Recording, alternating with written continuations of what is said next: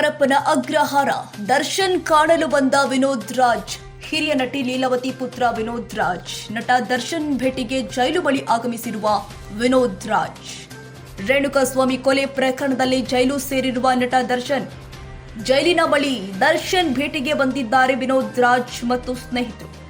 ಜೈಲಿನ ಒಳಹೋಗಲು ಅನುಮತಿಗಾಗಿ ಕಾಯುತ್ತಿರುವ ವಿನೋದ್ ರಾಜ್ ಹಾಗೂ ಸಂಗಡಿಗರು.